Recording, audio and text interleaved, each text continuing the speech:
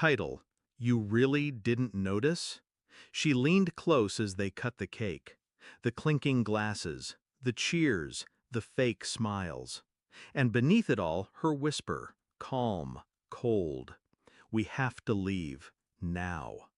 I turned to her, confused. She didn't blink, didn't smile, didn't explain. Why? I asked. She just said, I'll explain in the car. We drove in silence, out of the vineyard, past the fairy lights, down the winding road that led back to a life I thought was real. I gripped the wheel. She stared out the window. Then, finally, you really didn't notice? Her voice sliced through the quiet like a scalpel. What are you talking about? I asked. She looked at me, long, sad, steady. The real purpose of that wedding, she said, was revenge. Let me back up.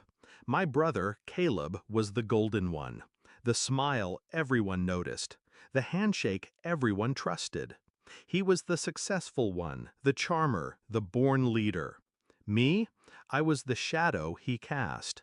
We grew up close, sure, shared bunk beds, birthday cakes, bruises from football in the backyard.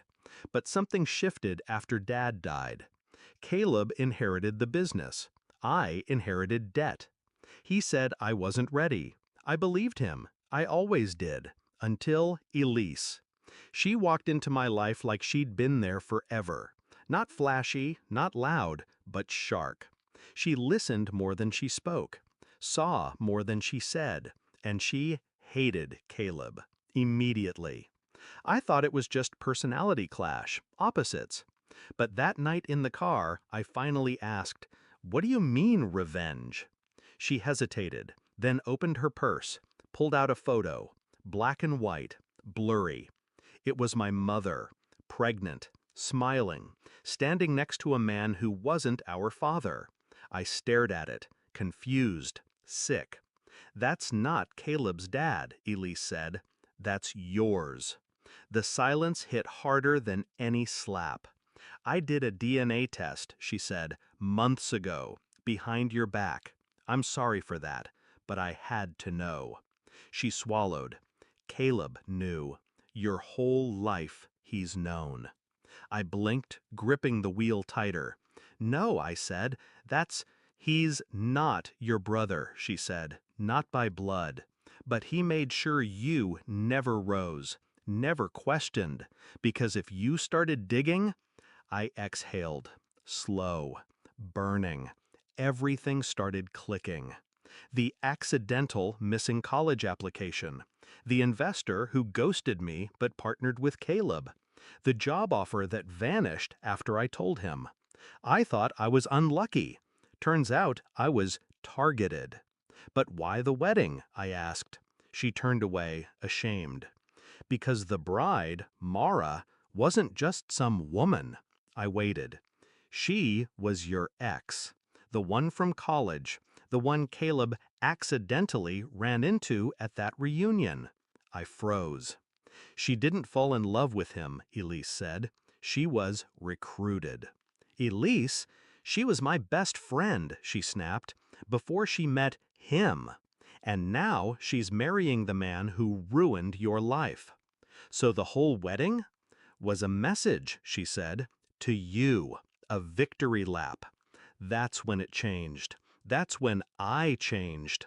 I didn't cry, didn't yell, didn't punch the steering wheel like a movie scene. I just nodded once and started planning. Step one was the company. The business Caleb inherited wasn't just a legacy, it was a mask. I quietly reconnected with Dad's old accountant, discovered irregularities, funds funneled, loans unpaid, tax gaps, all legal violations. I bought stock anonymously, just enough to trigger audits, then tipped off a journalist, then filed an anonymous SEC report. Step two was Mara. I reached out, quietly, carefully, met her for coffee. She showed up alone. She didn't smile when she saw me. She cried. Turns out Caleb was just as controlling with her as he was manipulative with me.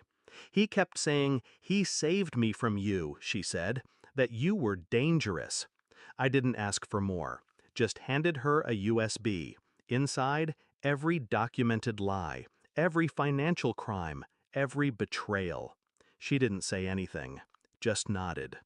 The wedding went on, photos were posted, vows exchanged. But beneath the music, things had already begun to crack. The media broke the fraud story 2 days after the honeymoon. IRS came next, then the investors, then his board. His accounts froze, his credit collapsed. His wife filed for annulment within a week. Apparently, she'd recorded everything. I never confronted him, didn't need to. He called once, just once, voicemail. 3 words, "You set me up." I never replied. Now, I sit beside Elise, watching the sunset, quiet, still. She reaches for my hand. "You okay?" she asks. I nod. Because I am. Because for the first time in my life, I see clearly. And I don't live in his shadow anymore. Not his brother, not his victim. Not anymore.